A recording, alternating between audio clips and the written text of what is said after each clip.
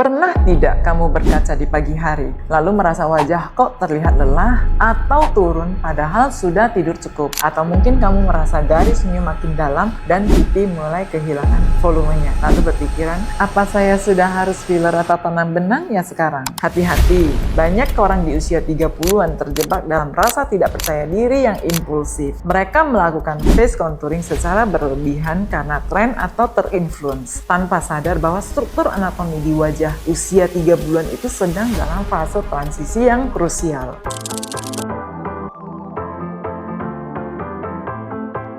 Halo, saya Dr. Lisma Viani dari Lisvia Beauty. Di video ini saya mau bahas secara mendalam tentang fenomena face contouring khusus untuk kamu yang sudah memasuki usia 30-an. Kita akan bedah kapan sebenarnya wajah kita benar-benar butuh intervensi medis dan kapan sebaiknya kita menahan diri agar tidak menyesal di kemudian hari. Baru-baru ini saya kedatangan pasien usianya baru 30-an tahun datang dengan membawa foto seorang selebriti dengan rahang yang sangat tegas dan tulang pipi yang tinggi sekali. Dia minta dibuatkan persis seperti itu. Setelah saya analisis secara struktur, tulang dan lemak wajahnya masih sangat bagus. Masalahnya bukan kekurangan volume, tapi hanya masalah elastisitas kulit permukaan yang sedikit berkurang karena gaya hidup. Bayangkan kalau saya turuti keinginannya untuk mengisi filler di sana-sini, wajahnya akan terlihat seperti bengkak dan tidak natural, bahkan maskulin saat dia tersenyum.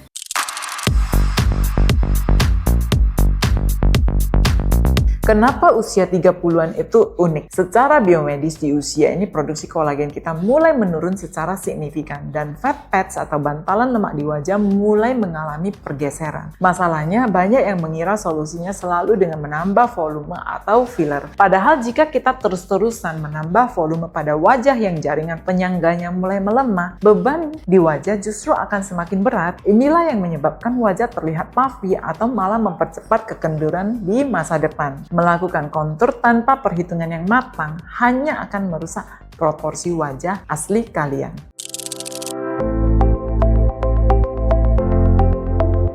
Langkah bijaknya adalah melakukan prosedur berdasarkan kebutuhan anatomis, bukan keinginan emosional. Kapan face contouring dibutuhkan? Jawabannya, saat terjadi volume loss yang nyata membuat wajah terlihat sangat lelah atau tidak simetris secara signifikan. Namun, pendekatannya harus bertahap. Gunakan teknologi seperti HIFU atau radiofrekuensi terlebih dahulu untuk mengencangkan dasarnya, baru kemudian tambahkan sedikit kontur jika diperlukan. Pilihlah prosedur yang bersifat biostimulator, yaitu tindakan yang merangsang kulit kita untuk memproduksi kolagennya sendiri, bukan sekedar mengisi secara instan. Dengan begitu, hasil konturnya akan terlihat natural dan bergerak secara luwes pada saat kalian berbicara atau tertawa. Di Lisvia Beauty, filosofi saya sebagai dokter adalah harmonisasi. Saya sering sekali justru menolak permintaan pasien jika menurut saya tindakan tersebut akan merusak estetika jangka panjang mereka. Saya lebih memilih memberikan edukasi bahwa di usia 30-an kualitas kulit jauh lebih penting daripada sekedar rahang yang tegas atau tajam. Kesimpulannya, face contouring di usia 30-an adalah tentang ketepatan, bukan kuantitas. Face contouring dibutuhkan saat tanda penuaan mulai mengganggu fungsi estetika dan kepercayaan diri. Tapi ia sama sekali tidak dibutuhkan jika tujuannya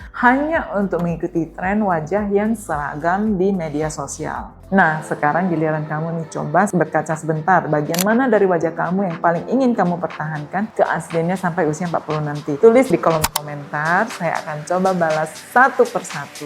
Jangan lupa subscribe dan nyalakan lonceng notifikasi supaya kamu tidak ketinggalan edukasi-edukasi selanjutnya yang akan menjaga kalian tetap cantik secara cerdas. Saya Dr. Lisma Viani, sampai jumpa di video berikutnya. Keep it natural, keep it beautiful, and grow with Lisvia.